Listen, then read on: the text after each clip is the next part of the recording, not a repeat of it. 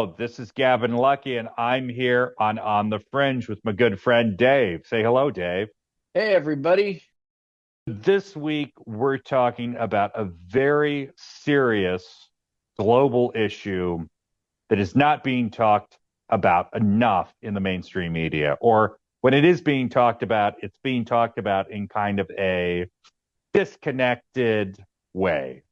We're going to be talking about today about the Gen Z protests. And these are protests that are currently going on. Catch me if I miss someone, Dave. Uh, they've gone on in Bangladesh. They've gone on in Sri Lanka. They've gone on in Nepal and Madagascar, where the government has in fact changed because of these protests. They're currently going on in Indonesia, Morocco, Peru, Ecuador, Serbia, and the Philippines. Did I get everyone? I think that's a 10 for 10. Fantastic. So these have happened. I mean, this has been like really the last 2 years, but now it seems in the last couple of months, all of these countries have sort of spontaneously and simultaneously blown up in some kind of political social crisis. The Gen Z moniker comes from the sort of motive force in all of this, which are generally younger people. Dave, what are we going to be talking about today? Well, we're not going to be going in depth about the One Piece pirate flag that has been a symbol of these. We're going to primarily be talking about why and linking and analyzing these protests and why they're actually happening. And if you look at the NBC reports or the AP reports, I mean, they're just broad strokes. It's abuses of power in governments, it's corruption, lack of opportunity, mismanagement, growing wealth gap, a lot of these typical problems. And it looks like, okay, people are angry in this country again. What's new? Well, it's actually a lot deeper than that. And here's just a parallel for you guys of what's going on and Hmm. what's been going on in a lot of these countries. So if you imagine these countries' political systems, or you could say rising to the top is like going to a fabulous restaurant. And you can walk outside the restaurant, you can get a really good smell of the food, but you're never going to be able to get in the door. And in some of these countries, for example, Nepal, Bangladesh, the restaurant actually caught on fire. The political systems are falling apart, or they have fallen apart. And younger people are going, okay, well, maybe we're going to throw some gas on it, or maybe we're just going to watch it. And you have different reactions from the Gen Z protesters to the existing political structures and political systems in these countries. So, one big thing that we want you guys to understand is that this isn't just a single movement of Gen Z. All of these younger people have very different reasons for what they're protesting, but there is a similarity between all of them. So again, as Dave just put very well, there were a lot of different local reasons for this. But our sort of shared hypothesis on this pod is going to be that the driving force behind all of this is the global death of institutions. And this is something that we both think is being turbocharged by AI. Even if you think that AI is a bit of a fugazi, it's a bit of a bubble, it is something that is feeding into the global collapse of these sort of traditional institutions of power. And, one of the things to remember is that when we talk about, particularly in Nepal, and this is sort of an illustrative example, yes, individual politicians were attacked, buildings were attacked, but it was not an attack on an individual or even one political party, really. It was an attack on the entire political system. It was an attack on the entire party system in Nepal. So this is, again, dissatisfaction, feeling that these institutions are no longer serving the people, or that they're serving such a small portion of the population that they no longer are fit for purpose. This is both symptomatic of the decay of institutions, and it's something that's driving it. Mm-hmm.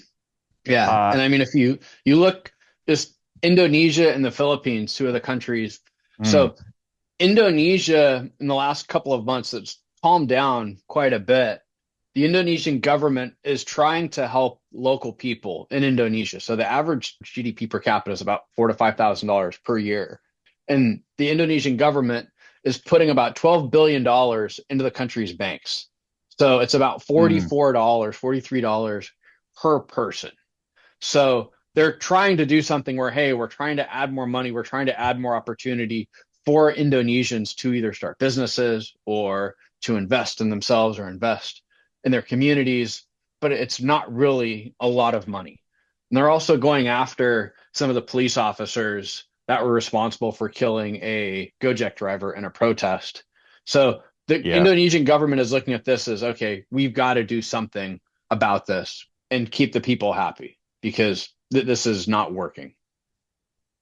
Yeah, and I think those kind of responses are very, I mean, they're driven by historical context, of course, but they're also driven by looking at what's going on in other parts of the world, like Madagascar, where again, the response was basically kind of obscene. I mean, the former president, Andry Rajoelina, was confronted with protest.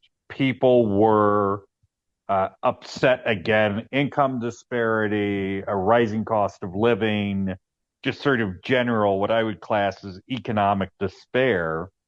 And the response from the government was initially to shoot the protesters.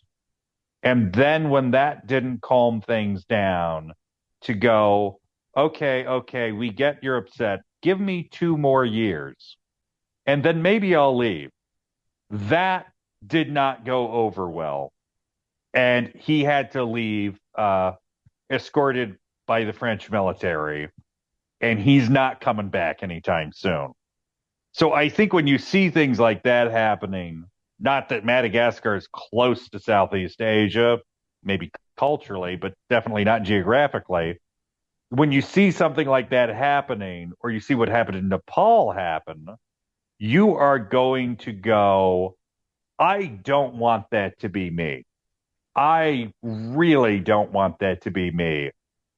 And I think it is motivating some governments to be maybe more responsive than they would otherwise be because they're looking around the world and they're going, I don't want to be someone who has to flee the palace in the middle of the night. I Right. don't want to be one of those guys. Well, yeah, I don't want to be Um, beaten in the street in my underwear. or burned in my own home. I mean, that I think for a lot of political elites, especially in South Asia, what happened in Kathmandu was, and I don't want to say that that was a good thing because it wasn't, but that was a wake up call for a lot of people who went, you know what? If we don't hold ourselves accountable, maybe other people will. Um, and it was a little eye opening for people. But yeah, I think you also have in a lot of countries the sort of ruling class, the ruling elite, is very detached from day to day life. And I think very insulated from day to day life for most of the people living in these countries. I think Nepal is a good example of that. I think Madagascar is a great example of that, where if you are connected to the political or economic elite, your lifestyle is just really different than the majority of people living in that country. And you may not necessarily know that people are not doing well. That has driven a lot of this because increasingly, because of social media, people are aware of how that elite lives and they're not happy about it. No, and just to give you guys a little bit more context of what Gavin's talking about. So I had a chat with ChatGPT yesterday about Mm, average person from Madagascar. So Madagascar yeah. has a youthful population. The median age is about 20 years old. Average person has finished high school. They have some college education. A lot of them live outside or live around the capital. And they speak Malagasy. They also speak maybe a little bit of French and some English. They're making about $85 to $150 a month. And a lot of it's through the informal economy in Madagascar. So they're not making a lot of money. They're living with their family, they're living with roommates. Maybe they have a phone, maybe they have electricity, but it's pretty intermittent. And then you go back to the elites that Gavin was talking about, and they live outside of the capital in, I would say, a nice apartment building, multi-story apartment building, and they might have a $650 to $1,750 allowance every month from their parents. So these younger people are getting a lot more money primarily from their parents and primarily from their position in society. And even if you are a poor person in Madagascar, yeah, you might be hopeful, but you're obviously not going to be happy. You're going to be frustrated because you're stuck. There's no way that you're going to be able to afford or have a job where you make that much money. I mean, $650 is what you're going to be making for a whole year of work. And that's not going to be able to do anything. You'll never be able to go on a trip to South Africa, or you'll never be able to go and study in France like some of these other people have. So they're reaching a boiling point. You might not ever be able to take a vacation in your whole life. I mean, this is a very different way of living day to day. And I think, again, political elites ignore this kind of disparity at their peril. But I think the reason it's coming up so much is that these systems of control, these systems of power are disintegrating, and the people at top are not able to navigate the changes that are currently occurring globally. And I think, again, the people living in these systems are increasingly aware of that. Mm-hmm. You look at this, you go to Indonesia or you go to India or developing countries, generally you have a very, very nice apartment building or a skyscraper where people live. And then within half a mile of that, you have what are essentially slums. And you have more less of than these. Half a mile. Yeah, I would say 100. You could even go some of these places 100 yards, and you have this. You have this dichotomy. 25 feet. 25 feet. I mean, I will tell you, I'm staying in a very nice hotel at the moment.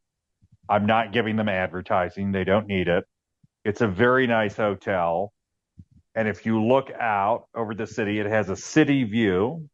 You can look out over the city, and pretty much within, again, about 200 meters, there's just a slum in the middle of this very nice mansion-rich neighborhood.